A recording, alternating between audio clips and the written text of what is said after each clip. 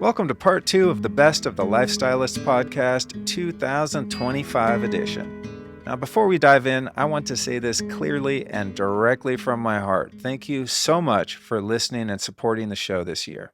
Seriously, in a media landscape built on distraction, outrage, and noise, you chose long-form conversation. You chose nuance. You chose depth. And that matters more than most people realize. This podcast exists because you listen, share, and support it. So if this episode resonates, please pass it along. Send it to a friend, a family member, someone you care about who's looking for something expansive and real. That simple act keeps this work alive. We've been going steady here since 2016, and you are the reason I keep pouring my energy and care into doing this show. Now, the conversations you're about to hear push into territory most shows won't touch. You'll hear Erwan Le Corre dismantle modern fitness myths and remind us that reclaiming natural movement isn't about performance. It's about becoming fully human again at any age. Then Melissa Kupsch pulls the curtain back on homeopathy, what it actually is, how it works on the vital life force, and why systems that restore true autonomy tend to get buried. Then my boy Jim Poole breaks down how NuCalm works at a neurological level and why stress relief, meditation, and flow states don't have to take decades of discipline to access. Tricia Eastman takes us into the lineage of Iboga, not as a trend or escape, but as a serious initiation that demands preparation, reverence, and respect. Then we get a little wild. Mike Wilkerson challenges our understanding of Earth itself, exploring the possibility that mountains, forests, and fossils tell a very different story about our past than what we've been taught. And if you're looking to start off the new year with some abundance, Elizabeth Ralph reframes money as energy, karma, and consciousness, and why wealth becomes stressful the moment it outpaces awareness. Then we keep it super real with Andrew Wakefield as he speaks candidly about censorship, professional exile, and why vaccine conversations are effectively forbidden, not because they're settled, but because they're too dangerous to the power structures that be. Curtis Stone brings it back to the soil, reminding us that sovereignty starts with food, land, and the courage to opt out of fragile systems.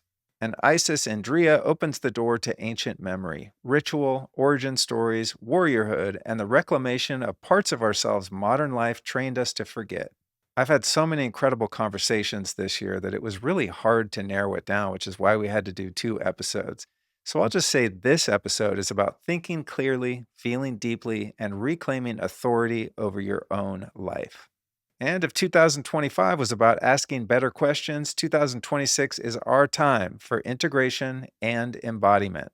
I'm so pumped about the coming year. It's going to bring new formats, deeper investigations, more solo transmissions, expanded video, and conversations that go even further off the map, while of course staying rooted in lived experience, integrity, and truth. So thank you so much for being part of this community and for listening. And most of all, thank you for sharing this show far and wide. All right, let's get down. For those that are unfamiliar with MovNat, I think many people now that are into wellness and stuff are familiar with the idea of like natural movement, functional movement, etc. But you were the first guy I ever heard of many years ago to even be bringing these kind of ideas of, how does a natural human in a natural environment move and how are we meant to move and things like that. So I've always been fascinated with your work, and it's always resonated just on a fundamental level, like, oh yeah, duh. Why are we going to a gym doing like these repetitive movements that a human ape in the wild would never do? Why aren't we doing movements that are actually necessary to be in a body and travel about the earth and take care of yourself? So, you've been on my list of podcast guests for, 9 years. I think you're on my original list of 100 people I wanted to interview. So it took a while, but here we are. Wow, yes. Yeah, but give us the breakdown on, what is MovNat? How did that come to be for people that are unfamiliar? Yes, MovNat is for moving naturally or movement in nature. It's that idea of we all universally have abilities to move that are vital to our species. So if you think about the so-called animal kingdom, dolphins move like dolphins and eagles move like eagles. So a dolphin cannot climb a tree, cannot fly in the sky, but an eagle cannot really dive deep in the ocean and do things like that. Why? Because they have their own natural movement, and each species have them. And so do we. We human beings have a whole scope of skills, of natural movement abilities that we can turn into skills. So if we're impressed, say, by the agility of a tiger, of a wild animal, how do they become fit like that without the gym? Just by being themselves, by following the program that's in their DNA, in the environment where that program evolved over time. So tigers got to do the tiger thing, and you're a tiger cub, and you start doing all these little things and sprinting and pouncing and climbing and playing. We do exactly the same. It doesn't matter that you were born in Africa, in Asia, in Europe, any continent, any place, regardless of your background, what your parents are, the job, whatever, it doesn't matter. All kids, you look at them, they all move the same. What does that say? They are physically expressing that program, and by playing through those natural movements, they would normally end up being really physically capable. Physically capable for what? For the real world, which originally, a long time ago, was nature. Means you would be able to hike, to climb, to balance, to jump and land, to lift and carry things, all kind of real world, real life movements. And that program is being stopped. You don't want the kids to do all these things. It's never the right time or the right place. Like, don't do that. It's going to be noisy. You're going to break things. You're going to hurt yourself. All right. So at some point, after being told that all the time, what do? You stop moving. But if it's left to you as a kid, not every kid, what do?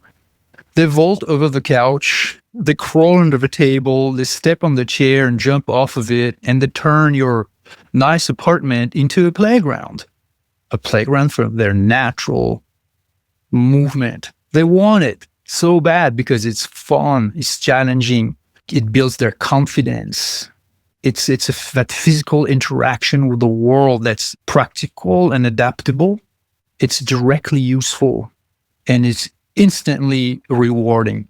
Kids get instant gratification when they do it, and it's very, very hard to stop them if we remember ourselves when we were kids, all those times where that drive was repressed, and we were told, no, not the right place, not the right time. It's never the right place, never the right time. So a big part of our instinct is being repressed and somehow oppressed. And then in the end, what happens is that a lot of people, they lose their innate taste for movement, for being physically active.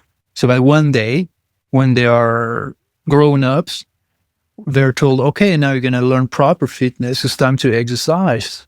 And they're going to be brought to a gym, or you're going to have machines, exercise machines. They're going to basically dictate their movement patterns.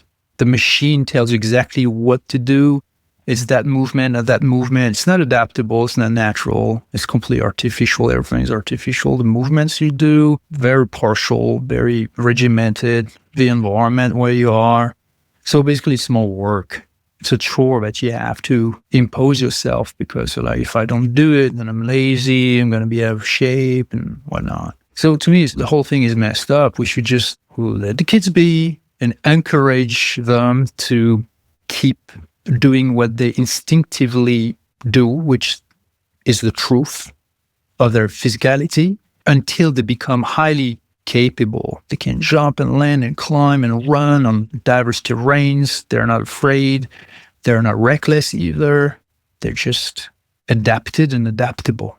And this could be a reality for human beings, but it's not what our culture wants from us. I mean, thinking about a baby goes from being born to a car seat to eating meals in a baby seat at the table, right? And then, I mean, maybe they're being held and kind of swinging around if they're breastfeeding or something. But basically, from the moment we're born, we're just trained to be in one of these things. Containers. Right? Yeah. And then you go to school, you sit in a little, I don't know if they have those little torture chambers called desks anymore, because I haven't seen a school in a while, but I remember sitting in those things just going nuts, right? And then you get older and you get your driver's license, you sit in a car, You drive to work, you go sit at work, depending on what you do. You come home, you sit on the couch, you watch TV. I mean, it's like the whole human life cycle is basically centered around sitting. It's fucking weird. Sitting is a form of containment. What you're talking about is the diversity of containers that we go through. We are constantly contained. So it can be in a car seat to begin with, a desk, like a mini version of a cubicle. And it can be a chair, it can be it's about containment, and physical containment leads to behavioral containment. Means what you're taught by being told, stay there in that one place, that container is yours, and you should not misbehave. You should not jump and vault and move at all. All you can do is to pay attention and talk when you're asked to. That's it. That's control. It's literally, when it's pushed that much, so systematically, to me, it's abuse. Because it takes away your enjoyment, your freedom to explore, to live, to be, and not that it is not important to also teach children to behave, to learn about the importance of context. You're in a restaurant. You're not supposed to yell and be wild. It's normal. But when it's always, all the time, everywhere, including at home, then the message is, you know what? You're not going to have any freedom. We're going to tell exactly how to be, who to be, and what to be, and how. And it's going to happen in every single behavior that you're going to go through since little to until it's time for you're ready to go to work, get a job. So we learn to contain ourselves, to not be spontaneous or minimally so. You wonder why there is so much mental illness and psychological issues when people can never be really themselves. So it's a culture of containment. That's what it is. Yeah, that makes perfect sense. I never made the correlation between the the physical containment and the containment of emotional expression, creative thought, ingenuity. It's like we're sitting in boxes our whole life. It's like, no wonder so few of us think big, right? It's like you see like the speed at which our civilization evolves is exceedingly slow in terms of like quantum leaps. I mean, I don't know. I'm only, 54, you're 53. A few things have changed. There's been, technological advances and stuff, but in terms of like the system and the institutions by which we operate as a species, I mean, are thousands of years old and haven't really changed. We were talking about, ruling class and the hierarchical system and things like that earlier. And it's like, it's pretty much just different, wrapping paper on the same box over and over and over again. And I bet that has a lot to do with the fact that we're so disembodied and just so locked down physically, right? That we're not expansive in mind and spirit. There's an absolute very strong correlation between the two, indeed. Absolutely. All right, let me ask you something really quick. Are you feeling irritable or anxious? And does your sleep quality suck?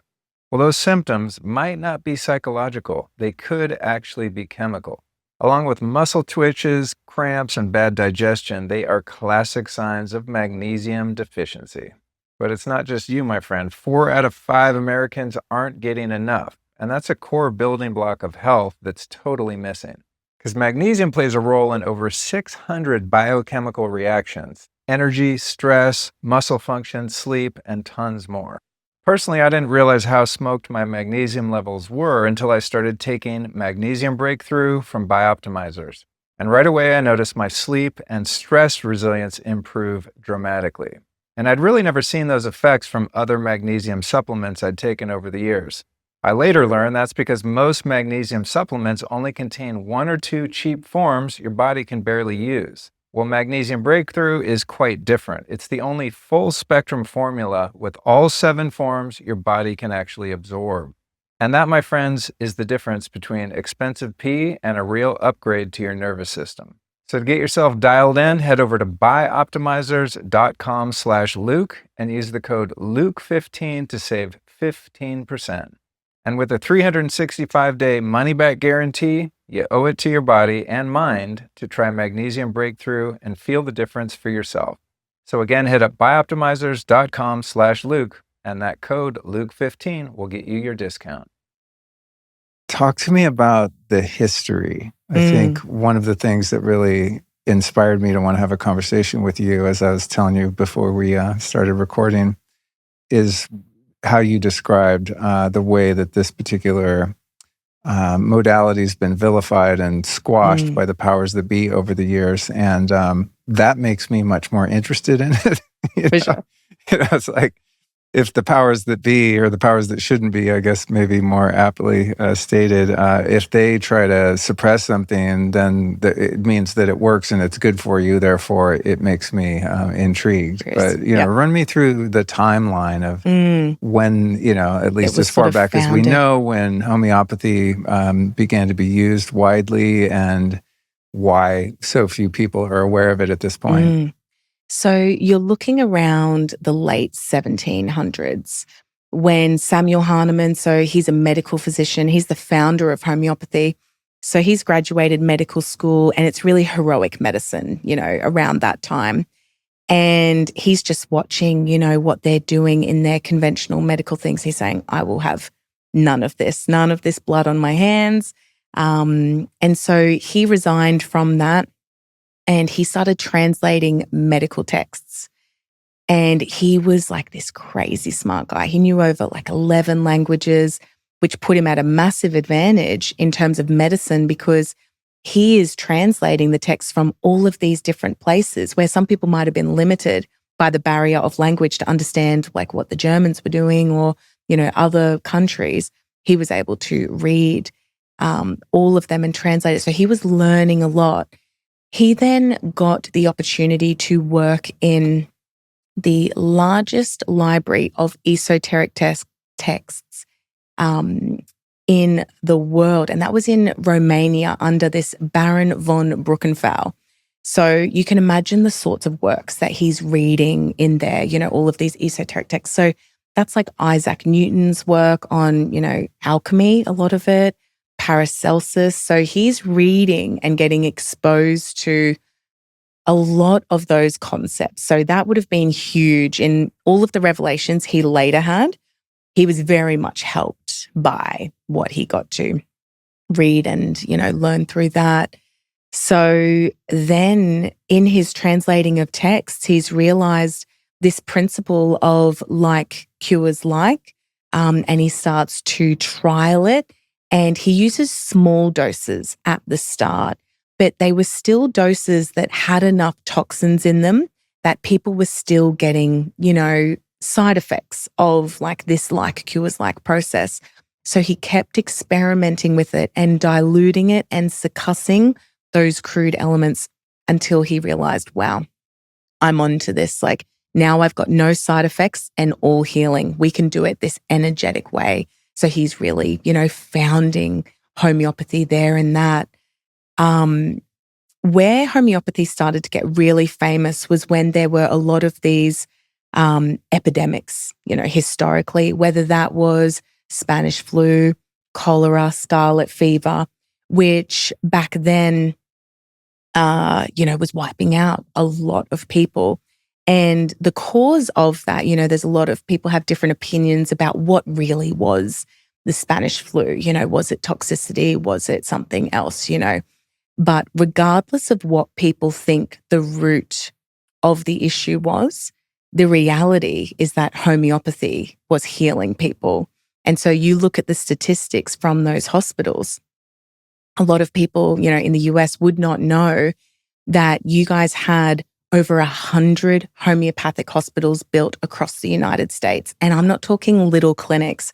We are talking big hospitals, sometimes 3,000 beds and, massive, famous hospitals. We know none of this history. No. And over 1,000 homeopathic pharmacies you guys had all across. So amazing, Wow. In New York, Massachusetts, like there's so many. And, you guys have your Washington monuments that you honor, people. You guys only have one medical physician that you have in all of those statues, and it is Samuel Hahnemann. So it was loved by presidents, a lot of the elites, throughout the years. I went into a Santa Monica homeopathic pharmacy the other day, and they've been open and operating for 80 years, but they had this photo on the wall and it was so gorgeous. And it's hundreds of homeopathic physicians, and they were getting their group photo at the White House. I don't know how old, was it 18 or not? Maybe 1920, the photo from then, but just beautiful. And so homeopathy in that era was revered. And it was really climbing in popularity. And when you look at the statistics from those hospitals, when the epidemics were coming through, you can look at the research, like the documented number of people who died in the conventional hospitals versus the homeopathic hospitals. And it's very clear, where you're looking at conventional, the rates were around 30%. And in a guy named Dean Pearson, he did a massive study of 26,700 people who were treated homeopathically for the same, epidemics, and their mortality rate was 1.05%. It was massively, massively different. So that's when it really got popular. And you read the old texts, and the homeopaths, people would find out where they lived, and they would have lines around the block from people who wanted to come and get homeopathically treated in those times when they could see what worked and what didn't. So it's rising then. You've got people like J.D. Rockefeller, loved homeopathy. Most people know he's considered largely the father of modern medicine. But before he went down the petrochemical route, he loved homeopathy. His family had 3 private homeopaths. I mean, they always had them. They never let go of their homeopaths. He lived, into his 90s. And he famously said, homeopathy is a progressive and aggressive step in medicine. That's J.D. Rockefeller himself saying that. But then, he started to make money, and then he realized, well, we need to get homeopathy out of these universities, because it was like this domino effect of all of the conventionally trained physicians when they would come into contact with a homeopath. And they sort of talk about this in the old texts, is you couldn't put down the homeopaths for not being, I think, learned is what they would say in that era. Because the homeopaths, they were largely medical physicians first. So they stood in their sort of own power. They were very, midwives back then were sort of fobbed off and not respected the way they should be. But the homeopaths, it was an equal fight sort of back then. So whenever they would talk to their medical friends and say, hey, I have found this new way. Come and look at what I can do with this medicine. Everybody would convert because they were healing what they were told was incurable. So that's where it really got very popular. But yeah, then ultimately over the years, we've seen pharma rising up, the stronghold. They made it after the Flexner report. They actually made it a law in the US that if medical doctors fraternize with homeopaths, if you consult on a case together, we will strip your medical license. Really? That was an actual thing. But, there was only one place that they couldn't get away with it, man. And that was in Boston. And it was because they had so many high-up politicians that loved homeopathy. That was the one state. It took longer for them to get this in because they were just like, no, you're not doing that here. But yeah, so people actually lost their medical license, their right to practice medicine, if they were talking to homeopaths. That's how threatened that system is, because they know if they realized how the body actually works and how to actually heal things, even doctors in this day and age, a lot of people put them down because they're only band-aiding and suppressing, and we can see that. But a lot of them don't know that there is a better way that you can actually do it, whether it's eczema, asthma, hay fever, allergies. They literally have been taught that there is no way. And the best option you can give is to help people suppress it. And if they really knew the essence of homeopathy and what it could achieve, well, we'd just flip everything upside down, because I think most doctors, they're good people at heart.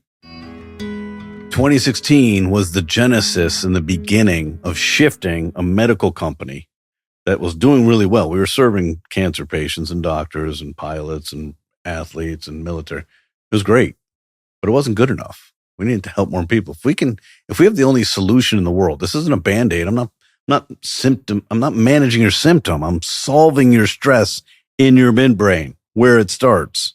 Then we need to get this to the masses. They deserve it. Humanity deserves it. So that was the shift in our company. And it all happened in different ways, but it was weird because on November 15, 2021, we launched the app. And in that day, one single day, we went from a one product company to 5 products in one day. Who does that? How did that happen? It just was the parallel path. Deep sleep took us the longest. Focus, quick state, all these different things. And they just came together. We're like, okay, we're ready to go.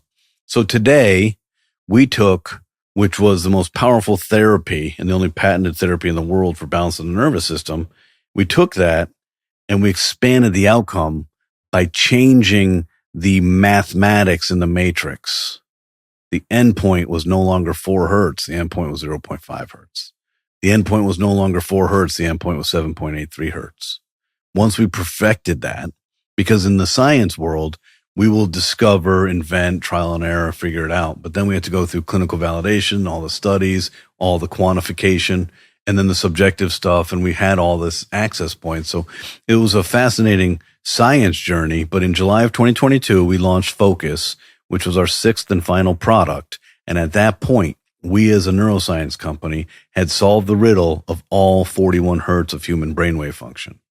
So you literally, as a human today, and this is a really cool thing to think about, because this product and this way of us living will change how humans live forever. You can literally today, if you wanted, take all your accelerant drinks, your coffee drinks, your sugary drinks, your sodas, alcohol, recreational drugs, pharmaceuticals, everything, put it on one side of the table, and the other side of the table, put the NuCalm app and a headphone. We figured it out. We solved how to modulate with exceptional precision your brainwave frequencies. People are like, "You're controlling my brain." I said, "Yeah, so is everything else. Caffeine, alcohol, recreational drugs, pharmaceuticals, a hug, intimacy, conflict, exercise." So 2 things at play for us, Luke. Number 1, we have to educate you on how your brain works. So you're like, okay, this is possible. And then we have to say, this is what we did. But we have created a way for you as a human to modulate your brainwave frequency so that you can now be in command of your patience, your presence, your personality, your executive functioning, your logic, your ability to either respond or react to stress, your ability to sleep, your ability to focus, your ability to elevate. You can do anything with a mobile app. So yeah, it's definitely a challenge on the education side. And do we suffer fools? Listen, I'm not in a place to judge anymore. I see how the patterns work, and I see, of course, you compare us to a mobile app. That's fine. But all you have to do is try it. I think one of the biggest things that we've done, we're the world's leading experts in solving complex neuroscience problems with complex neuroscience solutions. Nobody's done what we've done before. And the patents showcase the novelty and the efficacy, and we stand alone. We're in a category of 1 on neuroscience. Great. But we're really social psychologists. If we don't make this easy for you, it doesn't matter. I don't care how complicated. I don't care how cool the science is. Who cares? If you don't use it, then it's a failure. That's what drove us to the simplicity. So now today, there's 8.4 billion people that inhabit planet Earth. 7 billion people have access to a mobile device. So our total addressable market today is 7 billion humans that we can help modulate and solve your stress, improve your sleep quality, help you focus like a laser on demand, and elevate your energy. And all you need is a mobile app and a headphone.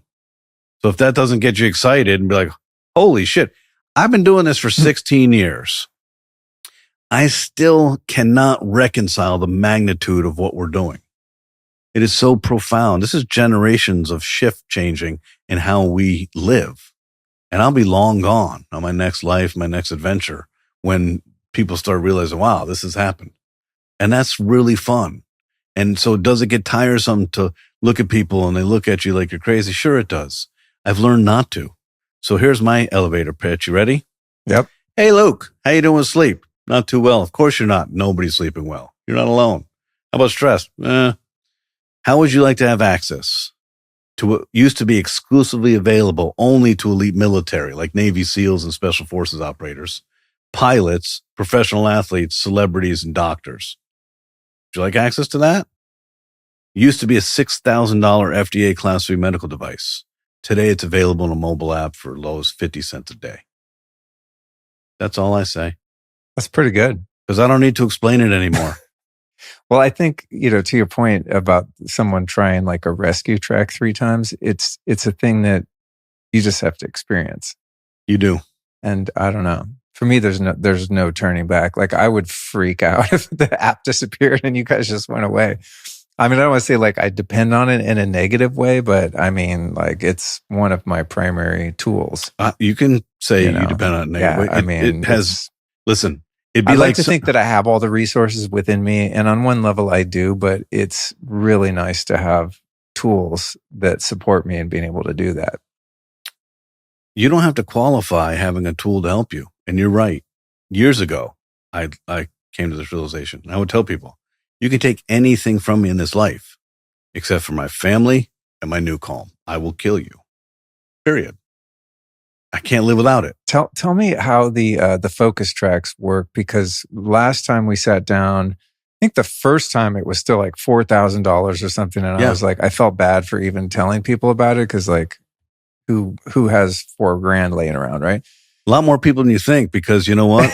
Cancer, addiction, trauma. I mean, trust me, people find other modalities. So yeah. But then in the second one, it was mostly based on, the rescue tracks, the nervous system relaxing, kind of those meditative states. Yes. But since then, the focus one came out, and, every once in a while I look at the app and there's an update, like there's a mastermind one now with like some deep hidden tracks and stuff, which I love. But the focus one, and then there's a flow state menu too. Yeah. And so those are kind of new. And I'm just like, I don't know. I think these guys, they kind of do the relaxing thing, not to discredit you, but I was like, they probably just kind of threw that in there because why not? I started using the focus one and I'm like, what the fuck, dude? I mean, I'm pretty focused already, right? I have a pretty good brain. I've built the capacity for focus. I've done a lot of neurofeedback. I mean, I've worked on my brain a lot because I did so much damage to it when I was young and stupid. Or young and traumatized, depending on how you look at it, probably a bit of both. But when I really noticed was when I started writing my book, which has been like an ongoing process. And that requires, for anyone that's attempted to or completed the writing of a book, I mean, you talk about like the level of focus and creativity that you need to be able to do that. I mean, it's hours and hours and hours and hours a day sitting there and hopefully not moving much, of just like getting the ideas out. And dude, I mean, those focus tracks, I mean, I've been through all of them. There's some of different lengths. Some have rain, some have a little music. I just put it on repeat, right? So I don't get the end chime. It just keeps going and going. And I'll put on, I think it's the one full focus. It's the one with the rain that I find works the best for me because I don't start listening to other sounds. It's just like, shh, it's probably rain from freaking Bali or wherever you guys recorded it. Dude, and I'll set the repeat thing on that and go through cycle after cycle. I mean, it's like 3 or 4 hours I'm at the computer, and finally my body goes like, dude, you should get up and like do some squats and move around. You're sitting too long. But as far as like my brain's capacity to do focused work, but also creative work at the same time, I mean, it's nuts, dude. One thing you should know. It's absolutely insane. About NuCalm is we have a high degree of efficacy, trial and error, validation, clinical proof. We don't do anything with any levity, ever. You'll never see anything. So when I was like, they just threw a focus one in to be cute. Yeah, you have no idea. 5 years of research. Okay. And then validation, and then studies and quantitative EEGs and all the stuff we do. Nothing we've ever done is done as an afterthought ever. Remember, we have created the only method. We have the only patent in the world for balancing the nervous system. But in 2021, we were awarded the only patent in the world for a method used to elicit a state change in a human brain. We have the only patent in the world. So if anyone says to you, hey, do this and it'll change your state, is either lying to you or they're infringing on our patent.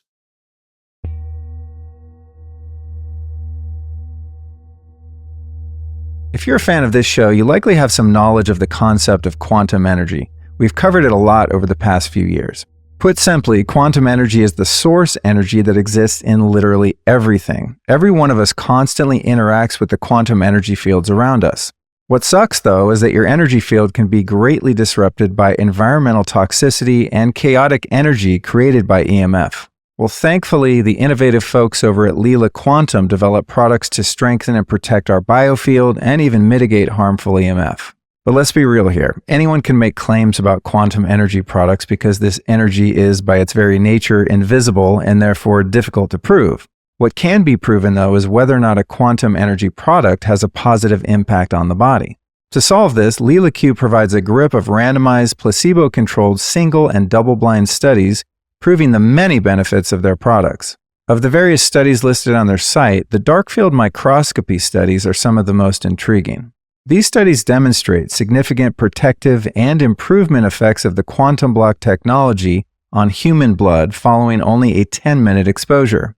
To feel the effects of quantum energy yourself, here's what you do. Go to LilaQ.com and use the code Luke10 to get 10% off your first order. That's LEELAQ, LilaQ.com. How do you take Iboga? Is it like a powder? Is it a tea? So the root is where the medicine comes from. Okay. And you harvest the root. And can you leave the tree intact and just like? Yeah, you just take Okay. off whatever you need for that Got it. Okay. initiation, and then you shave off the top layer. And then the middle layer in between the top layer and the base part of the root is shaved off. And the inner core, kind of like with San Pedro, you know how the core part of it is not good to eat. It's the same with Iboga. So you take off the top layer, you kind of take that inner layer, and then that can be taken wet. It can be dried as a root bark. It is the most bitter plant you will ever take in your life. Really? Many people have a gag reflex instantaneously. And if you have to Wow. take multiple spoonfuls of it, sometimes people will have trouble even holding it down before they have taken a couple spoonfuls, and then they're already starting to purge it. I mean, we have all the tricks. I found that with peyote, powdered peyote, Yeah. I'm like, it gets more bitter than that. It more bitter than that. That's crazy. So strong. And, literally we'll have people, I'll say, put your hands above your head like this and breathe. And I'll say, sniff your armpits. Because it's anything you can do to distract yourself, because you want to hold the medicine down when you first take it. Later, Right. It's fine to purge once you've, soaked the medicine into your system. It's actually good to purge. And the medicine is purgative. Sometimes people can purge a lot from it. So, and then one of the other ways, which I talk about in my book, I did not like, is a tea. And so it's kind of in essence, kind of like lemon teching, where you soak the Iboga for a long time, not in lemon juice though, but it concentrates the alkaloids and then it's strained out, and you drink that. And when you drink it, the taste of it travels around your mouth. And so it's very bad. Usually when you're giving it to someone, you kind of have them wet their tongue with a little bit of water, to help, because it's very dry. You try to put the spoonful in the back of the tongue instead of having it spread all throughout the mouth, because then it's going to be really hard to swallow. And then, you say, don't take too much water because you don't want to purge it up. And if you have too much water, it can make you feel like you're going to throw up. And so then you take a couple sips of water. And I've had ceremonies for me where I've taken, 7 dump truck spoonfuls of it. And it's just like, so hard. Get to the fourth one where I can barely hold it down. Wow. Yeah. You've mentioned your book twice, and I feel bad. I haven't plugged your book. Oh, you don't have to plug my book. It's called Seeding Consciousness, and we will put it in the show notes. And as I was explaining earlier, for a number of reasons, I haven't been able to sit down and like read it for real, but I have given it a good skimming just to get a feel for you and what you do. And it's freaking awesome. And I can't wait to read it as a real reader. So I encourage people to support you. And I'll just say also, as someone who's now writing a book, I think it's really important that when people listen to podcasts and they enjoy a guest and their perspective, that they follow through and actually buy their book. It's important. Because how are you going to keep doing this work, right? You get an advance, you write a book, your advance is gone like long before the book ever comes out, I learned. Yes. But it's like, being an author is not like a lucrative career unless, I don't know, you're super, super next level and you're selling millions and millions of books or something. So, I want to encourage people to buy your book. So, I'm glad you mentioned it, because it's funny. Every once in a while, I have someone on the podcast and the whole conversation, they're like, well, like it says in my book, as I wrote in my book. And I'm like, we get it. Your book's right here. You don't need to promote it that hard. Oh, well. So you're the antithesis of that. So I'm going to promote your book for you and really encourage people to go get it.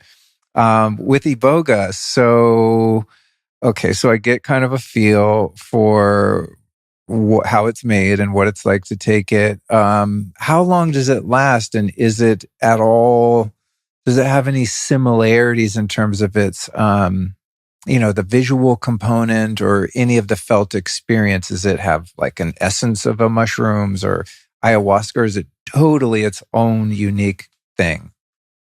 So it's not even really a psychedelic. It's what's called an onirphrenic, which means dream maker. And it puts you in this kind of dreamlike state. And I would say that there are times in the journey where you can have very potent visuals, especially when you're taking high initiatic dosages, where literally I'll feel like a portal has just swirled and opened and I just got sucked through it and I'm in this whole different realm of dimension and I don't have an awareness of my surroundings, as where there's times where you can just open your eyes and the visions kind of fade away and you can kind of see to some degree what's happening around you. And I would say that it's not consistent for everybody.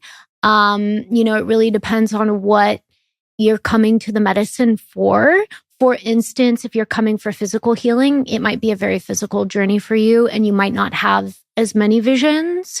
As where I find that a lot of the more initiatic, higher dose journeys, that I've had, I've done 6 initiations. In those journeys, they tend to be very visual, very vivid.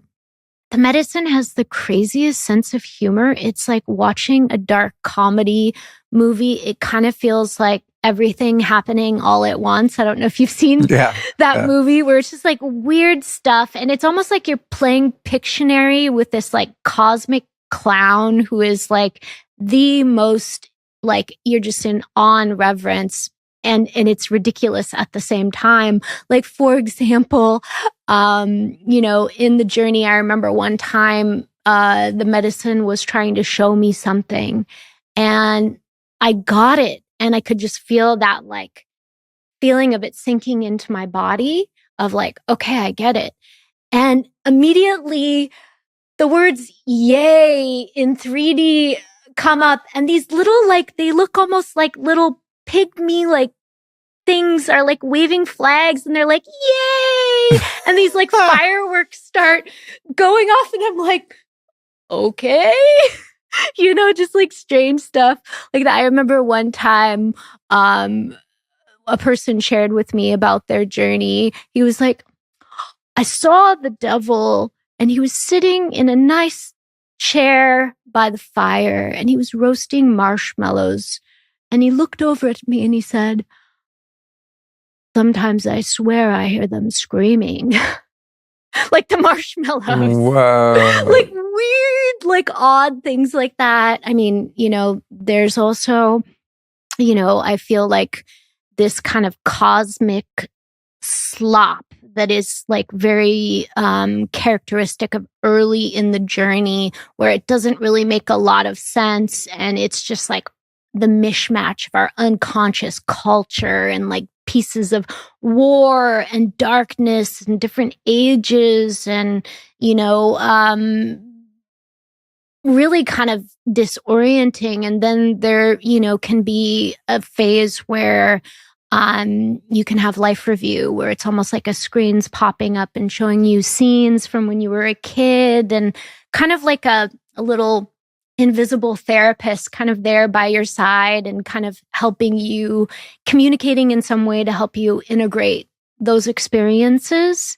And then there is, what I would call really the initiatic aspect of it. And many times people claim to see the entire mystery school of creation. It's like going through the first organism, through all of the different eras of our planet, being in Atlantis, being in Lemuria, going through all of these different ages, and maybe even seeing some of the things that are foretold in the future. And it tends to be a very common theme when people have done all of their own kind of inner and unconscious clearing work, that they, kind of get, there's like in the initiations themselves, there are specific mystery schools. And in each of those mystery schools, there are specific rituals and specific, ways that the morphogenic field or the ceremony space is set for the individual to experience that. Like, for example, the Mumbayano initiation, which was my first initiation, that's the initiation where you meet your soul. And the whole goal of the entire initiation, no matter what's happening, is every person that comes up to you, you're like, "Hi, are you my Mumbayano?" And you talk to every person and you engage with them until you meet your Mumbayano and you learn who your Mumbayano is. And then if you're in Gabon, when you receive this initiation, then you go to a traditional Gabonese tailor and they make you a costume of your Mumbayano. And you essentially wear that in ceremony. Some people have multiple Mumbayanos, but they're basically the archetypes that represent our soul. So, like one person was a pharaoh that I saw in Gabon. One person was Moses. Like they all have these just very colorful costumes that they wear in ceremony that are, the representation of their soul through that initiation. So, if you're doing it in an initiatic context, there can be some very specific things that happen. Although I've seen people, and I've experienced this in working with others with the medicine, where they have an initiatic experience that's exactly like what happens in some of those initiations. Like they describe what's happened, and you're like, "Oh, wow, they had the Mimbara," which we're not really allowed to talk about what those are. Obviously, if someone has that experience, then you would have that individual conversation with them. But wow. Yeah.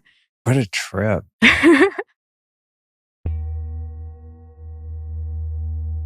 Do you remember when sleep used to be effortless? I mean, what happened? Why is it so difficult to sleep? Well, I'll tell you. In recent years, screens, stress, and EMF started pinging our nervous systems 24/7.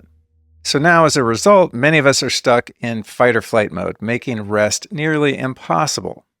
And I don't know about you, but personally, if I don't sleep well, I don't function as well as I could. So I've spent years chasing sleep with pills, powders, and every tincture you can imagine. Anything I thought might possibly knock me out. And a lot of the things I've tried left me brain dead the next morning or just didn't work at all, which kind of defeats the purpose. Then I found something incredible. It's called Deeper Sleep by Eons, and I started counting sheep on the reg, you guys, when I got on this stuff. Deeper Sleep is a fast-acting tablet that you just dissolve under your tongue. And one of the reasons it works so quickly and so well is that it's made with a liposomal delivery technology that gets ingredients directly into your bloodstream without the delays that come with digestion. And this is quite an ingredient stack. It's got reishi, the queen of mushrooms, that helps calm your system and reset your circadian rhythm. Then the microdose of melatonin and the valerian root extract gently ease you into sleep, while the magnesium silences the mental chatter. And what's awesome is there is no hangover, no brain fog, just a super quick, gentle, and natural off-ramp to real restorative sleep. So if you want to get a better snooze on, here's what you do. Check out Deeper Sleep at lukestorey.com/eons and use the code Luke20 to get a discount. This company Eons is crushing it. They're making mushroom medicine for modern nervous systems. From gut-healing chaga to anxiety-busting amanita, their whole line is super clean, effective, and dialed in. So again, your link is lukestorey.com/eons, EONS. I came across a video, I think it was called No Forests on Flat Earth, about 8 years ago. And that was presenting this idea that these tabletop mountains in the Tepuis, like these famous just plateaus that jut upward in Venezuela, and they have these waterfalls that just perpetually run from the top of them, that those might actually be the remains of giant trees. And a lot of it was very visually compelling, but I wasn't ready to throw my hat in the race when it came to any of that. I just thought it was cool, you know. And then later on, I was exposed to the idea that a lot of the dating systems might be inaccurate and that things might actually petrify a lot quicker than we were taught. And I was like, wow, that's interesting, because our geological timelines support our heliocentric timelines, the cosmological timelines. It's all baked into one thing. And we're told the universe is 16 point something billion years old, and then the Earth is 4.6, I believe. And they know this because with their telescopes, they've looked back in time to where everything supposedly originated from, and they know like what day it happened. You know, that's the kind of narrative. Real? No, not the day. I'm being sarcastic, but that's the idea, is that they're extrapolating based on this telescope information. And then you've got your geological timelines, and so megaflora, megafauna exists in the mainstream model also. We have the dinosaur narrative, and then we have all of these examples of gigantic plant life and insects and other things in the fossil record. So the cataclysm has been discussed in the mainstream, and that they say that there are like 5 major dyings off that have occurred in our realm. And if you go to the ancients and you look at the ancient cosmologies and you look at the mythologies and the legends, these things are all supporting the stuff that I've been finding, which I wasn't aware of when I began. It just began as a what if, like what if these big trees were real, and what if the myths of titans were actually had some sort of a basis in fact beyond just dinosaurs that got wiped out by an asteroid strike 65 million years ago. And then also just what is stone? There's a lot of stone that I've seen. I always love to collect rocks and gems, and I love the beauty of them, and felt like they had some kind of an energetic thing going on, but I never like understood what is stone. And there were a lot of things that I saw that looked biological to me. I work as a chiropractor in Spain, and I trained after my undergraduate degree in California. I moved to Europe, and then I ended up in Sweden, and I did my chiropractic training in Sweden. And so anatomy, histology, which is the study of tissue, biology, these are things that I've studied a lot. But I never considered that maybe that stone that I was looking at that has a biological look to it had a far more direct biological look, or a connection to biology than we were taught. Because ultimately we're taught that all the layers of the earth are from dead plant and animal life that have laid down, created the soil, eventually compressed, and that compresses into these sedimentary layers, especially when it's under the ocean floor, because you get all the pressure from the water. And then those layers become more and more compact, and they start to melt. And we call that metamorphic rock because it's morphing into something else. What's it morphing into? Ultimately into magma and lava. And then it shoots up through the volcanoes. And then and that's the cycle of petrogenesis, sedimentary to metamorphic to magma, and then comes back and it loops back around. And I never questioned any of that stuff. I was never that interested in geology. I was always space. We want to get off this rock before we get hit by a rock, right? Yeah. So I was a big Star Trek and Star Wars lover. My kids, I tried to play the original Star Treks to them, and they laughed me out of the room because they were just like already way too sophisticated. Their video games are way better than the stuff they were showing us back then in the 70s, you know? So it began with the trees, and then I live in this town that has this mountain. It's called Montgo, Montgo, with a little apostrophe on the O. And it's also known as the elephant because it looks a lot like an elephant that's lying down with its head tilted back. And I always loved this mountain. I've lived in Spain now for 14 years, and I'd been hiking this mountain 7 or 8 years before these ideas popped into my head. And one of the cardinal features of this mountain, when you look at it from the side, is there's a cave. So you have a head shape, and there's a cave exactly where the eye would be that's shaped like an eye socket. And it even has, like, we have this eyebrow ridge above our eye. Elephants don't have eyebrows, but they've got that bony protuberance there, and that's there. And I started looking at that thing going, what if that was a petrified creature? I thought, this is a fun exercise. It's a intellectual flight of fancy, you know. I felt the same thing about flat Earth. A lot of people have these knee-jerk reactions to flat Earth, like, you're an idiot if you even consider such a thing. And I'm like, are you though? You know, and do the people who are promoting these ideas, do they have any ideas that have merit, you know, or are they just idiots? And the more you dig, the more you find out these are people who are doing empirical experimentation. They're doing laser tests. They're doing mirror flash tests. They've got infrared photography and are seeing hundreds of miles, which doesn't make sense on a ball that's the size they tell us. And they're sending up balloons to look at the horizon at 125,000 feet. You don't hear this about the flat earthers. You just hear that they're fools that have fallen for whatever the latest psyop is. So I decided to play this what-if game. And I'll say, be careful of the what-if questions you ask, because they can change your life irrevocably. You know, it definitely happened with my life. So I initially started with just Google Earth, looking in 3D, because you can tilt and pan and rotate, and learned how to use the mouse and hold the control, and you know. And after about an hour of looking at this mountain on Google Earth, I was like, there's like 10 different features. Now, I didn't know the word for pareidolia, but I was aware of the concept. Pareidolia is where you see something that's not real, and you think, you know, you see a face in a cloud, or you see a face in knots in wood or something like that. That's pareidolia. Obviously, it's not a real face. It's just, it looks like one.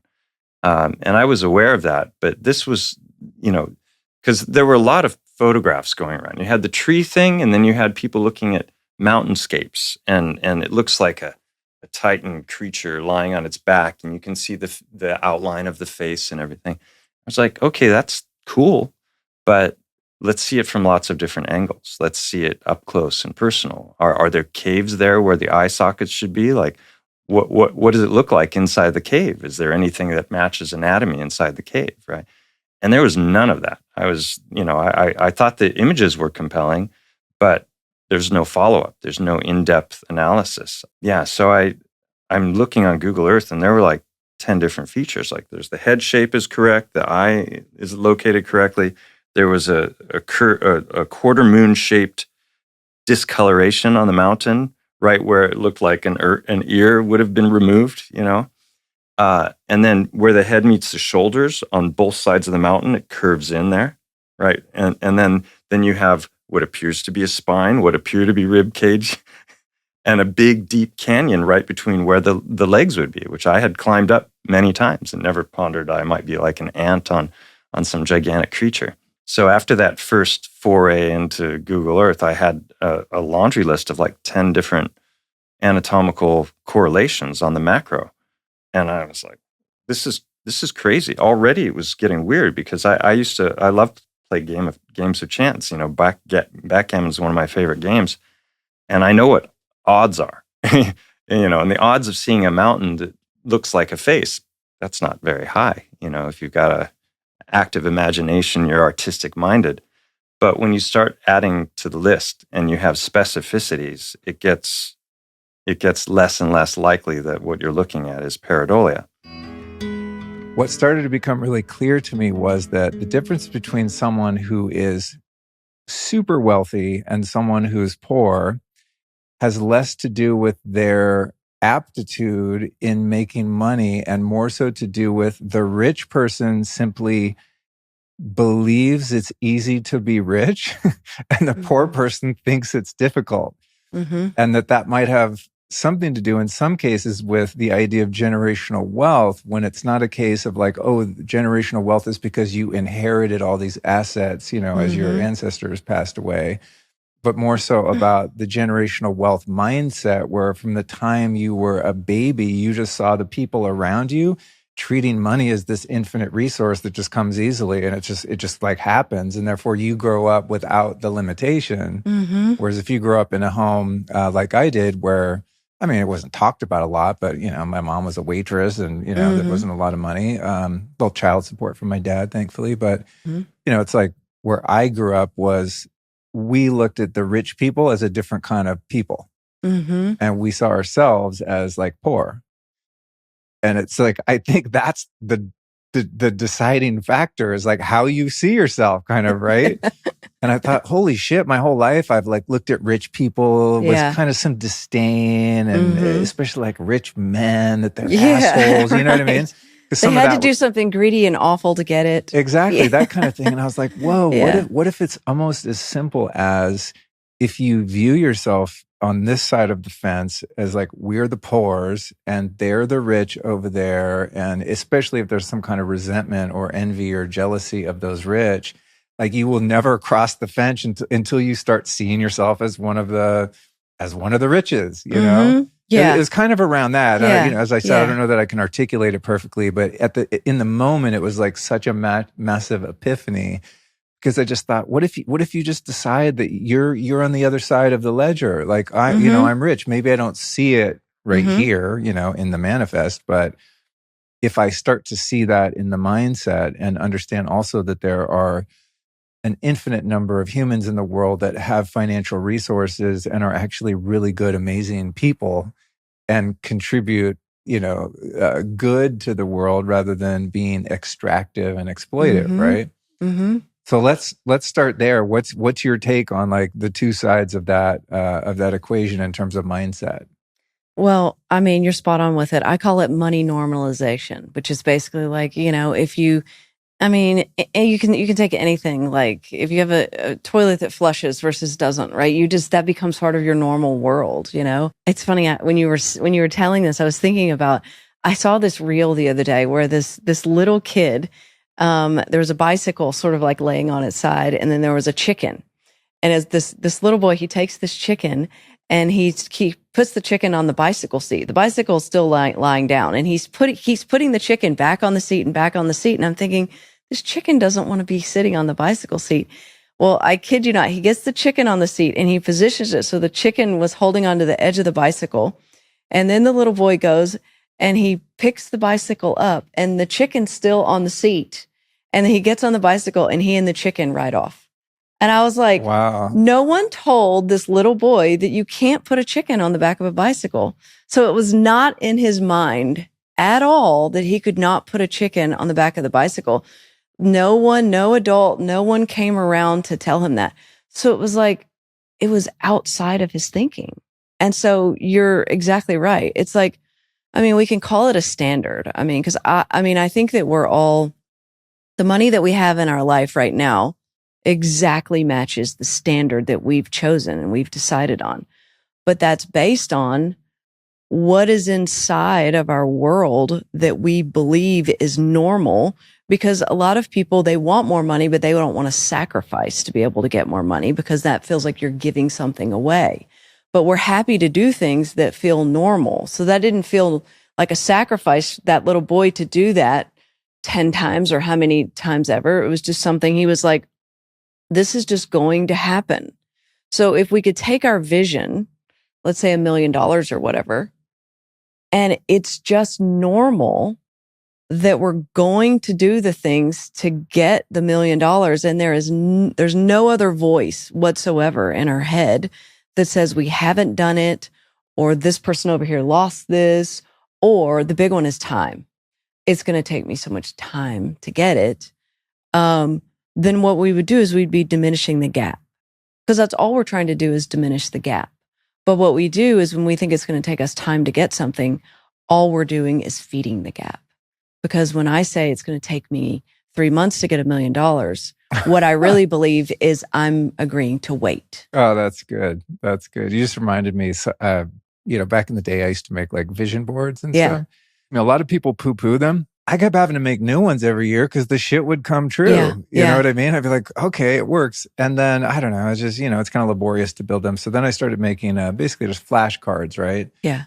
And I put like just audacious goals and dreams on them and then review them every year. And many of them would come true. But many of the ones that didn't come true were the ones for which I attributed a date. And then I'd look at that date like, 2020, shit, it's 2022. And I still haven't done that or gotten that or whatever. And then I kind of beat myself up. So I stopped putting dates on them because I'm just like, I don't want to, I could make it happen faster. And for whatever, God's plan might make it much longer. And then I'll blame myself because it didn't happen when I envisioned it getting done.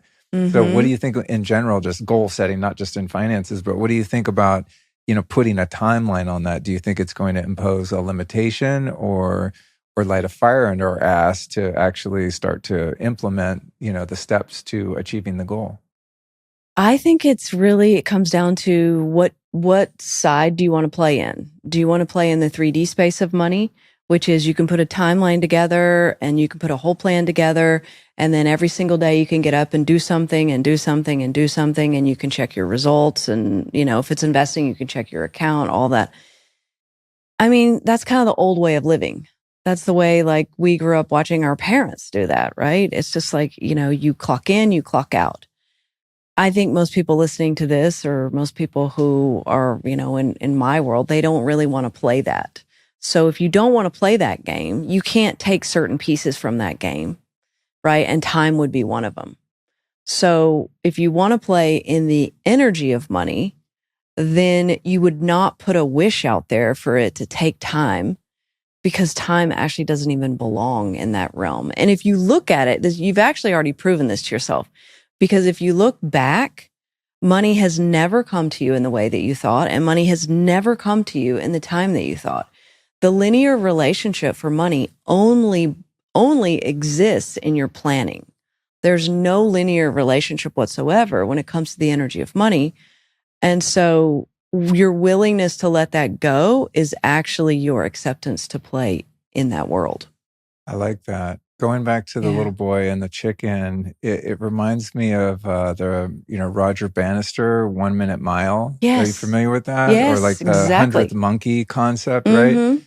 So going back to my earlier realization about, someone who grows up in a family system where financial abundance and security is just totally so normal, it's not even talked about. It's just like how we roll in our family, right? Yes. That's kind of that Roger Bannister, like training or indoctrination. It's just over the course of your childhood, you're seeing someone else do it effortlessly. And it's just, as you said, the norm, right? There's a standard that's set, and maybe some of it has to do with that. So that little kid on his bike with the chicken, if his 5 other little friends were there and they didn't know that wasn't common or think that it was possible and saw him do it, now they're all putting chickens on their bikes, right? It's like, and that just becomes the norm. And then they have kids and their kid, puts the chicken on the bike kind of thing, right? Yes. Yeah. Absolutely. Yeah, I love that. Well, I'm excited to have this conversation, especially with you and your merging of spiritual principles with finance. And I think in the realm, that I've emerged from, the, meditation groups and 12-step groups and yoga groups, it's like there's been a huge disconnect in terms of acknowledging that money is essentially energy, and we're all working in these realms of energy, but for some reason there's a huge block when we try and reconcile being financially successful or stable or secure, but also leading a spiritually driven life. And that's been a huge one for me to overcome, because to me they were compartmentalized. It's like you're either doing the spiritual path or you're doing the money path. And I felt that fulfillment is going to be found on the spiritual path. Therefore, I'm going to do that and kind of like discount the importance of money.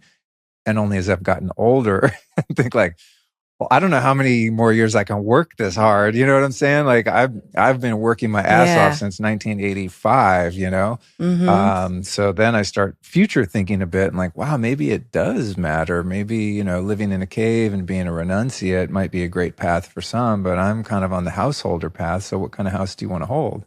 Yes. Yeah. Yeah. Yeah. Well, I mean, I think it's an important conversation, especially now, because I have a belief that in the future, wealth is going to be in the hands of those who are conscious. And I have that belief because I do believe that money is energy. And if money is energy, then it's not any different than this conversation we're having. It's not any different than the spiritual work itself. I think one of the things that people do with money is that they say money is energy. And they'll read a book on, okay, money is energy, and they'll feel really good about it. Like they say, okay, well, it feels like ease or something like that. It feels in flow or what have you. But I don't think that really people have taken that to the level that they could, because if you truly believed it was energy, then you would not believe in the limitation of money. You would also know that you have to move money. Like money can't be stagnant. Like, I did a workout this morning because I'm like, my responsibility in this to be open to everyone who's listening to this and to my connection with you is to move energy. I don't see that as being any different than money. And so I'm not going to have money just sitting there, or I'm not going to have money that I haven't followed up on, or I'm not going to have money that I'm pushing away or whatever, and people get caught up kind of in this, because there's all this manifestation, and you go and you spend money and you want to feel abundant and all of that. Well, how are you really feeling when you spend that? You spend it, but are you feeling like in your gut the lack of it because it's going on a credit card, right? That's not abundance just because you're doing a transaction. But if you're giving something to someone, or if you're spending money from a place of the money that I just spent, I can spend it because it's coming right back. You see what I'm saying? 100%. It's us. We're the source. And so Totally, money, yeah. We're actually bankrupting money because of us, because we haven't truly indoctrinated ourselves, if you will, to the fact that money really is energy and it's not just a concept. Like, can you live that? Check this out. With everything that's going on with our food, air, and water, detoxing is no longer optional. And if you really want vitality, it's an absolute must. One of the best ways to remove toxins from the body is through sweating. But did you know that not all sweat is created equal? When you hop into an infrared sauna, the light is absorbed deeply by the body, causing your cells to vibrate. And that raises core temperature and enhances natural metabolic processes, pulling out nasty toxins like aluminum, cadmium, and even mercury. The sauna I use on the reg is my Amplify full spectrum sauna from Sunlighten. Sunlighten's patented and science-backed technology provides the most effective, high-quality, near, mid, and far infrared available. They actually have 4 different sauna collections, each of which features different combinations of light and varying aesthetics to fit both your needs and your decor. And with any sunlight and sauna, you can rest assured that you're going to sweat fast, sweat deep, and support your detox. And by the way, you can learn what makes Sunlighten my top pick on the Life Stylist Podcast, episode 477. So make sure to check that out if you want the deep dive. And then when you're ready to treat yourself to the world's best infrared sauna, visit get.sunlighten.com/Luke Storey and use the code Luke Storey to save up to $600. You can also find that link in the show notes on your podcast app. And obviously, it would make zero sense to detox while exposing yourself to high levels of EMF. And that's why Sunlighten designed their heating panels to produce almost none, so you can relax and detox safely. Again, that link is get.sunlighten.com/Luke Storey, and the code is Luke Storey. You know, I've seen some of these graphs at the end of your Protocol 7 film. There's a really shocking graph that shows, I forget, it begins in the late 60s or somewhere, you know, up until 2024. And it's just like, oh, we went from 3 shots to 80 or something. I mean, it's like absolutely diabolical. Yes, it was an enormous cash cow for the pharmaceutical industry. They had no liability for damage done by their vaccines, death or injury. And they had a mandatory market. Children were obliged to get their vaccines to go to school. So you have the perfect business model. No liability at one end and a mandatory market at the other. All you can do is make a massive profit, which is what they did. And so they decided to put more and more and more vaccines onto the market for lesser and lesser and lesser diseases. So now children are saturated with these vaccines. Is it any wonder that their immune systems, their growing immune systems, their developing immune system are damaged or perverted, or responding in the wrong way?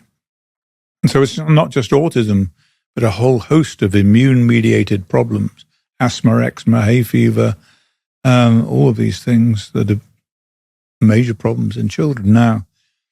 And fortunately, you know, Bobby Kennedy is going to be looking into this. Very few people would want to touch this third rail that challenged public health and the pharmaceutical industry, but it's got to be done. I did it for many years. They eventually accused me of fraud.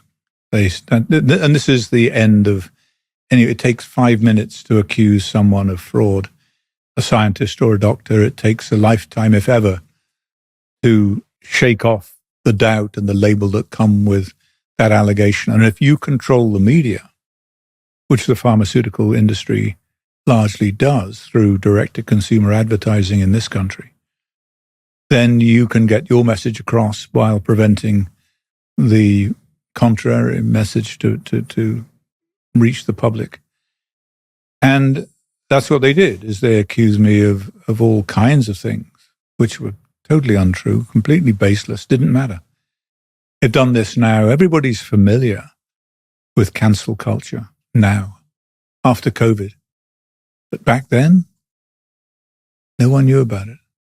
It was just me. It was me. And this isn't a hard luck, Andy Wakefield, just a historical fact of life, is that there was me on one side, a kind of young physician. And on the other side, you had the World Health Organization and UNICEF and the pharmaceutical industry. You had the governments of the world, the public health authorities, the American Academy of Pediatrics. It just went on and on and on. So the odds were not great, I have to say. And so, but you can do one of two things in these circumstances. You can just say, this isn't for me, roll over, submit, give up. Or you can say, no, you know what? Who do I represent here? I represent these children. They don't have a voice. So someone needs to be that voice. So am I going to quit? No, I'm not. This isn't about me. It's really not about, they make it sound like it's about you. These, look at that evil guy, he did this, he committed, no, he didn't. But if you can convince the population that that's the case, then it's very much easier for you to make your case. And this went on for a very long time. It was very dark, a very, very dark time. But when I came to realize that actually this wasn't about me at all, it was about these children, and these children had no voice. So someone has got to be that voice for them. not just their parents, but someone who was sufficiently qualified to represent them in a scientific arena, a public health arena. And so that was how I saw my role. Finally, they put an end to my medical and scientific career. And interestingly, what had happened is that over the years, because of the position I'd taken, people came to me from the pharmaceutical industry, from the vaccine manufacturers, and from federal agencies like the CDC or the FDA or the Department of Health in the UK, and said, we've done a terrible thing. Here is the evidence.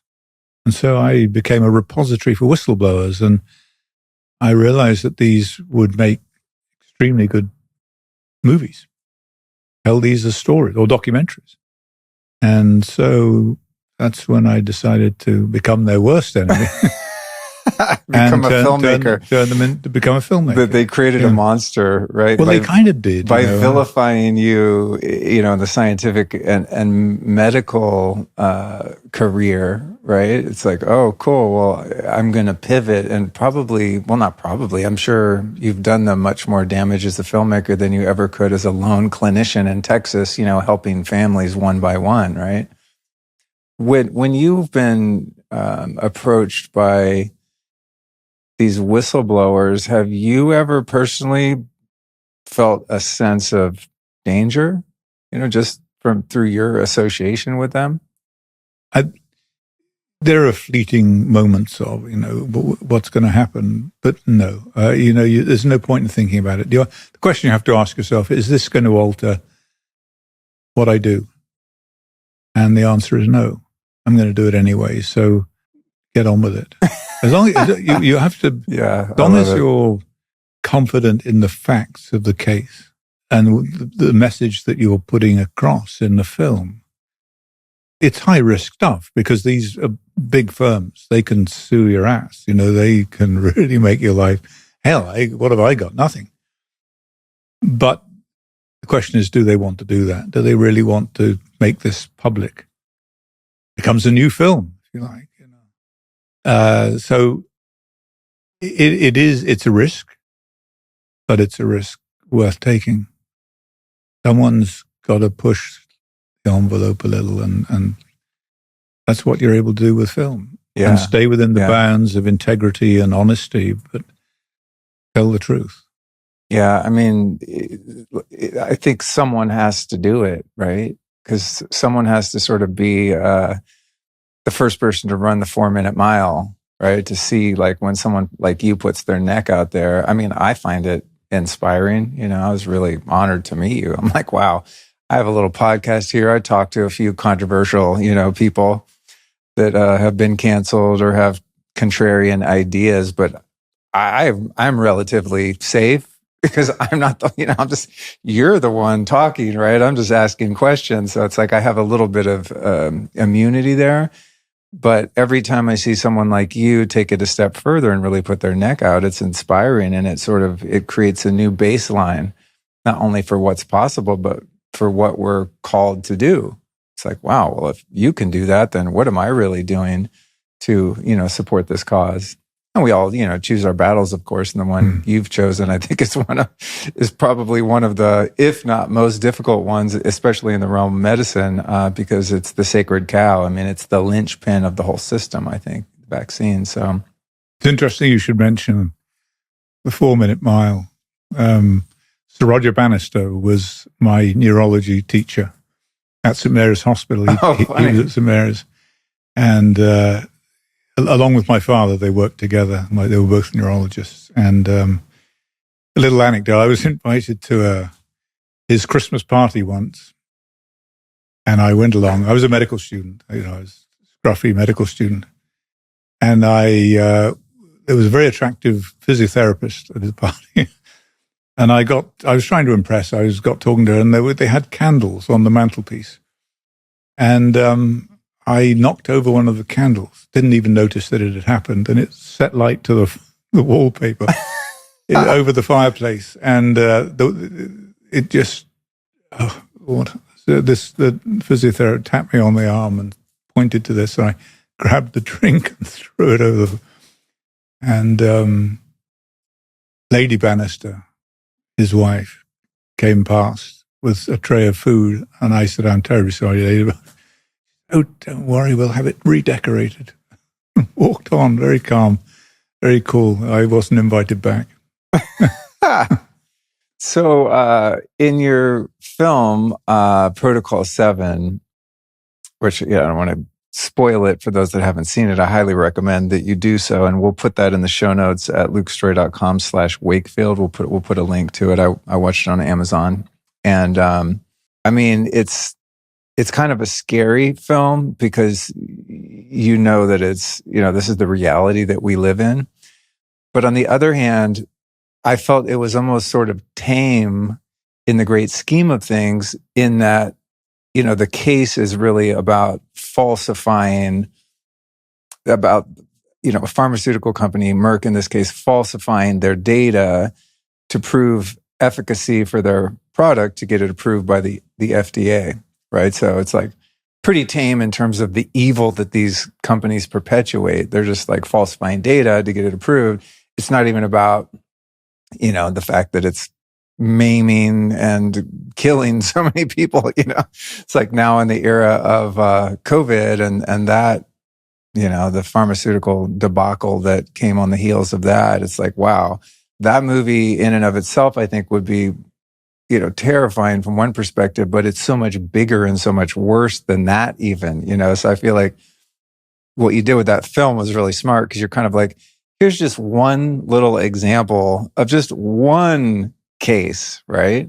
And one, and litigation around that. But it's like, man, if you zoom out, this monster is just like so much bigger than that. So I'm curious, why of all the sort of scandals in relation to vaccines did you choose that one particular case? I think because the evidence was so convincing. If you're going to make a film and it's, before it goes out, it's going to go before lawyers and they're going to tear it up and say, you can't say that. You can't say, well, do you have evidence, proof for that? You have to make sure that everything you say is entirely justified. And so it was a story that was real. It was going on in court at the time it was made. It had a direct impact on well-being of people. And the reason is, it wasn't just about, did the vaccine work? Was it efficacious? The problem with mumps is that it's mild in children. It's a mild disease. CDC said we don't even need a vaccine for it when it was originally proposed by Merck. And what happened was that when you get mumps later in life, after puberty, particularly in men, then you can suffer severe complications, testicular inflammation and infertility. And so if you have a vaccine that doesn't work or only works for a short period of time, but someone thinks they're protected, and when they reach that more dangerous period of life, post-puberty, and they're still susceptible to mumps, you've got a major problem. And this has happened across the world. Major outbreaks of mumps in student populations, in adult populations on board a Navy destroyer. And suddenly it's a much bigger issue because you've turned a mild childhood disease into a much more dangerous adult disease because your vaccine doesn't work, and certainly doesn't work as well as you've said it does to the FDA. So it goes far beyond just the issue of this vaccine is a little weaker than we thought or isn't. And so it's a big, big issue. And it also is a reflection of the attitude of those in the industry. It's in the corporate interest. Forget about the patients, forget about the children, forget about the lies we told about how well this works. They're irrelevant. We all signed a contract, putting the company first above all other things. Shareholders. Yeah, and that's what it's about, the stock price. So they're going to do everything they can to protect the stock price, not to protect the pediatric population.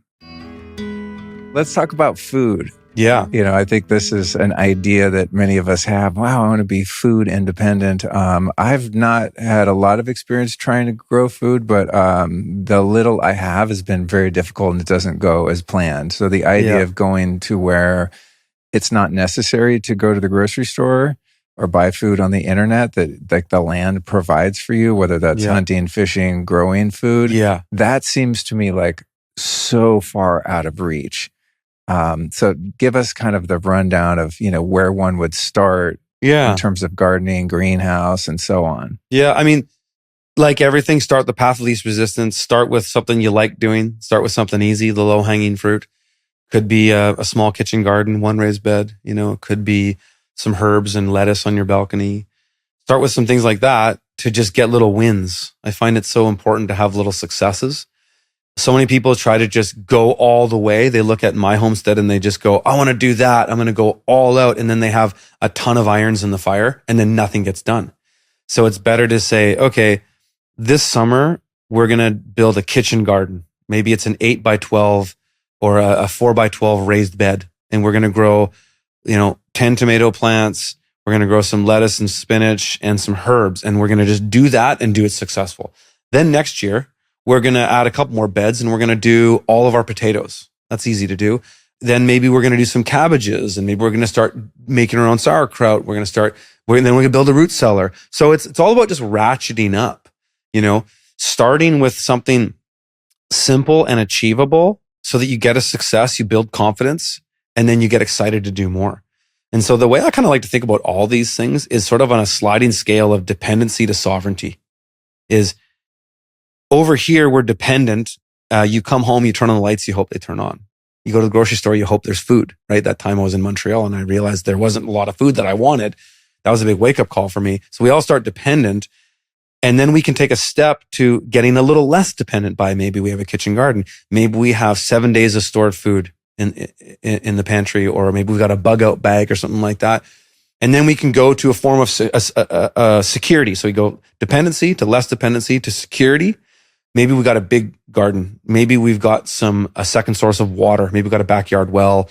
We've got a backup generator. Then we go from security to resilience, where we can have more systems, diversified, other types of food growing systems, greenhouses, so on and so forth, to sovereignty, where you've got a whole litany of different things and you can just kind of pick and choose and you have redundancies built into that.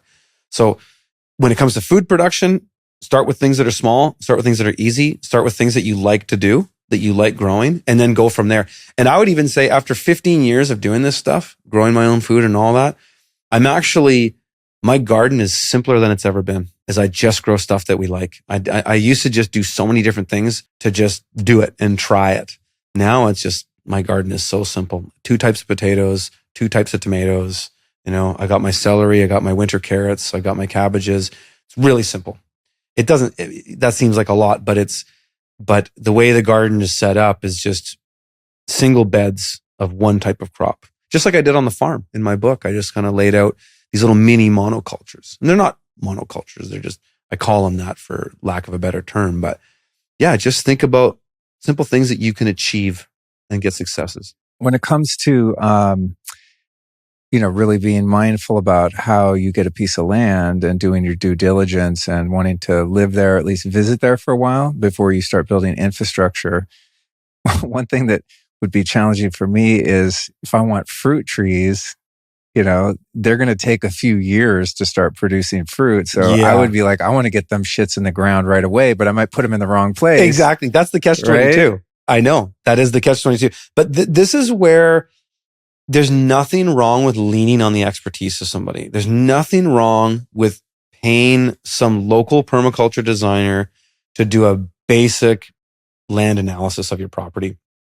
Get on the topographic map, find out where the main water points are, the drainages and all this kind of stuff, and then come up with a basic plan of it makes most sense. And you might not ask for a full design, but just say, give me the basic framework of what it makes sense to put each thing where. Like, where do the buildings and infrastructure make sense to go?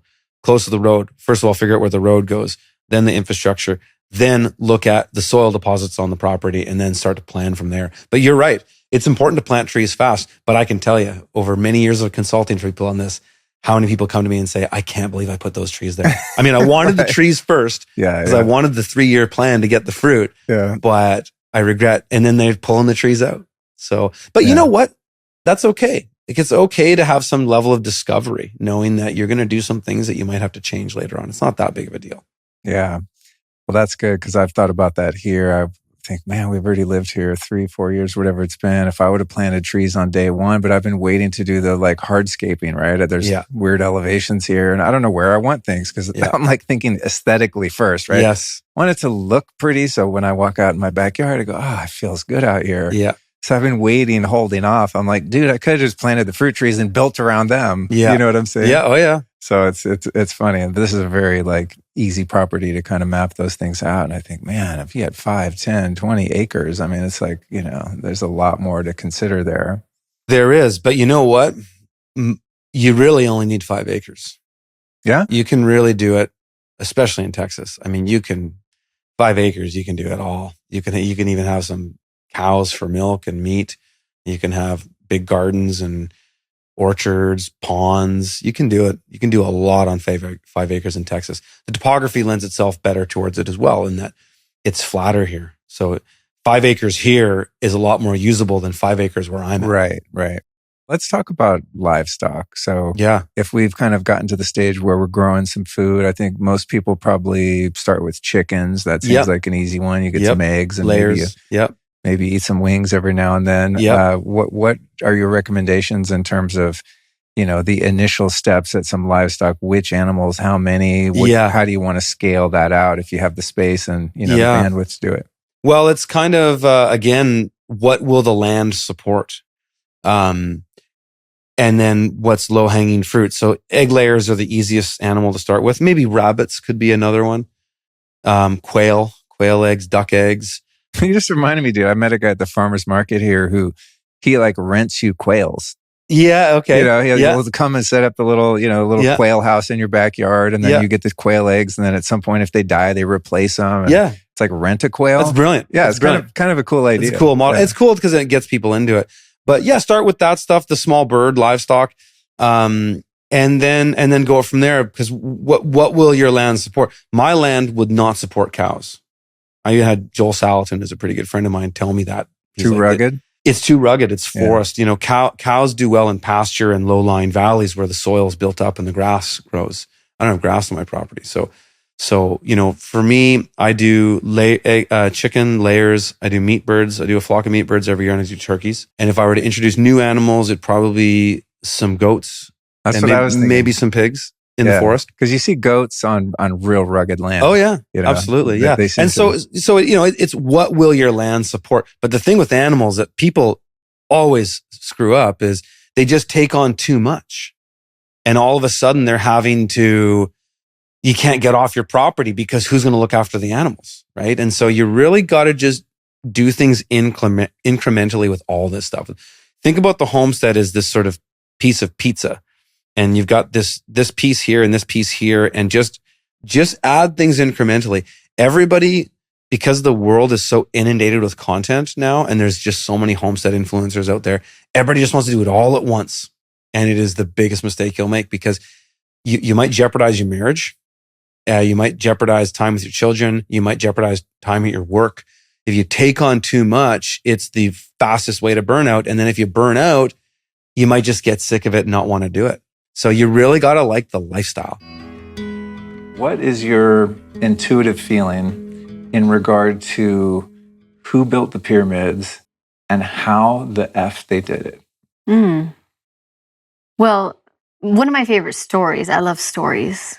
I feel like stories are very helpful, and we're in a time of new stories and old stories, is that Tehuti, Thoth, Hermes Trismegistus, but in the form of Thoth Tehuti, he's an ibis. They are an ibis-headed being, came down in a ship with Ma'at, and the ship was the shape of the capstone of the Great Pyramid. And they came down in a ship to bring the mystery teachings from different star systems.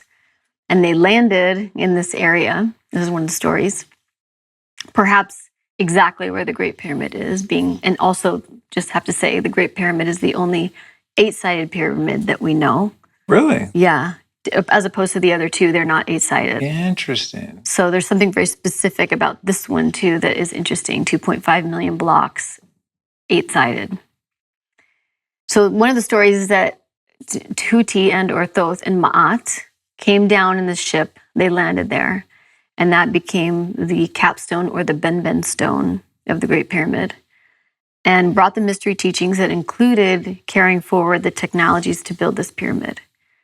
And some of the stories are that in relationship to like sound combined with water, the electrical conductive current of water, and also the vibrational frequency processes of being able to shift the gravity dynamic and support things in their natural movement, to be able to move through sound, frequency, and water, to then stack and build 2.5 million blocks.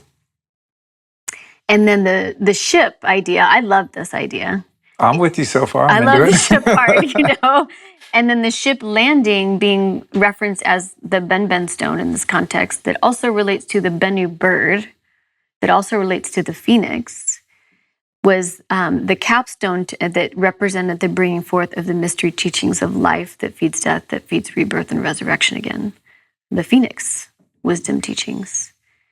And I really like this story because it brings in the idea of the Star Nations ships combined with the sound that creates the world, the sound that shapes the world, in relationship to water and the electrical currents that move through water, you know, and all the in the kind of world of the Neteru, they call the cosmic forces of Egypt, the Neteru. The hieroglyphic looks like water, an electrical current of water. Wow. And so there's all kinds of stories. Is it just sound healing, or is it also with some form of water and electrical current of water moving things? I feel like it's both, personally. Yeah. I mean, you know, I think it's so mystifying to us because we have an attachment to the theory of gravity, right? Mm-hmm. I don't think many people, I didn't realize for a long time that it's just a theory that hasn't been proven, right? So some people refer to it as buoyancy and density. There's a great kind of video meme about this topic where they place an anvil, just heavy as hell, in liquid mercury and it just floats.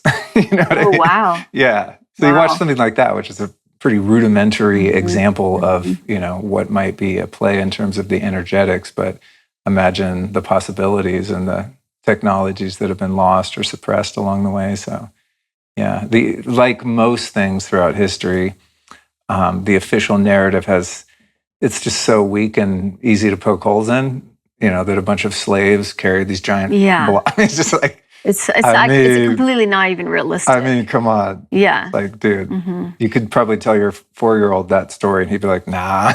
Yeah, it's completely not realistic. Yeah. I mean, just also too, the movement of the blocks, that amount of stone to get there, they haven't found it anywhere in that region. Oh, wow. Yeah. And then also a friend of mine, was it Robert Schock? I think we did a summit, and I think it was him he said that the ramp that it would require to carry these blocks to get to as high as they need to go would require more stone to make the ramp than what is actually there. Right. That's what he said. And where that stone actually resides wasn't in that area. All that limestone, it wasn't there in that area. They'd have to transport it all. That's insane. So it just doesn't feel realistic in general that slaves built it. Yeah. You know? Another interesting thing about, all of these sacred sites, but pyramids specifically, is when you look at them on a grid of Earth and where they're located, right, on the ley lines, and that many of them in totally unrelated cultures, but seemingly, at least according to the story, had no way of contacting one another, and yet at relatively similar time periods, they made these monolithic structures. In like a perfect geometric patterning. Hugh Newman did this interesting mapping of it. And also with what sacred sites align with what star systems. Oh, right. Like the 3 pyramids with the Orion's belt, same thing with Teotihuacan and the Hopi nation. that's always been fascinating to me, which sacred sites go align with what star systems and why, and where are they in relationship to each other. There's also this interesting place in South Africa where the White Lion Sanctuary is.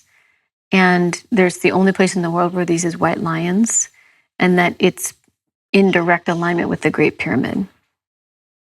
I was like, well, this is actually fairly common in the ancient temples department, and we're just beginning to unpack all of these stories. It's almost like we have to go backwards in order to go forward, go further into our origins, you know? What I find funny about just this topic in general is the arrogance of people today, modern people, and that we tend to think about ancient peoples as primitive and unintelligent. Right? You just look at their understanding of building, astronomy, the things that you point to. It's like, who are really the dumb people if you look at the way we treat the planet and our relationship to the elements and our relationships to one another. It's like, I'm sure there were some barbaric people throughout history, but there were also some extremely tapped in people that have just been kind of lost in the official his story.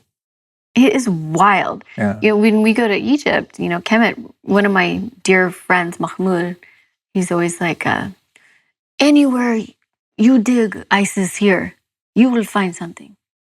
It's like there's temples stacked on top of temples. I mean, they're still discovering. We are still in a period of discovery. They call this time the Great Unveiling, the apocalypse. Everything we thought we knew is kind of like out the window.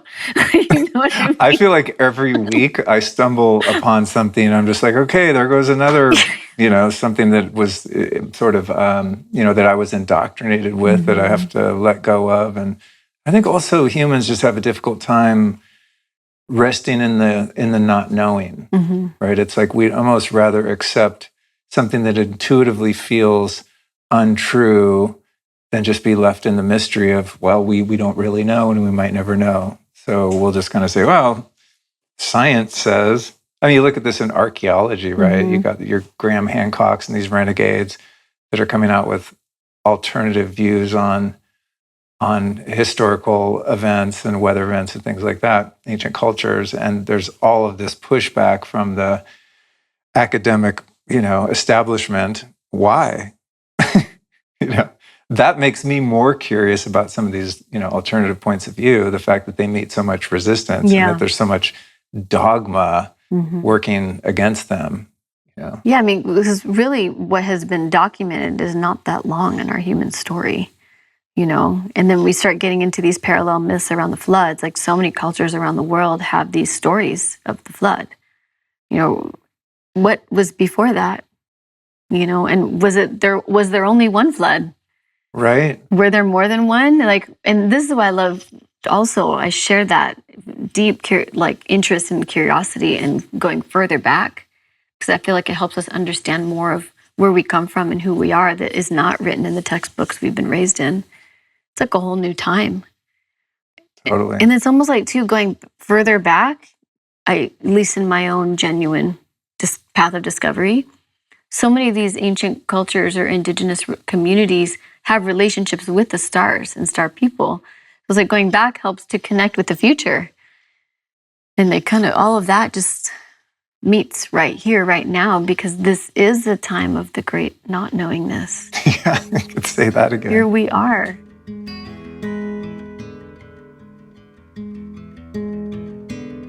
What's up, friends? Glad you could hang out with me for this week's episode of The Life Stylist. If you want to make sure you never miss a single damn thing, hit that subscribe or follow button right now, because new episodes drop every Tuesday, plus the last Friday of every month we do a raw Ask Me Anything session based on your questions.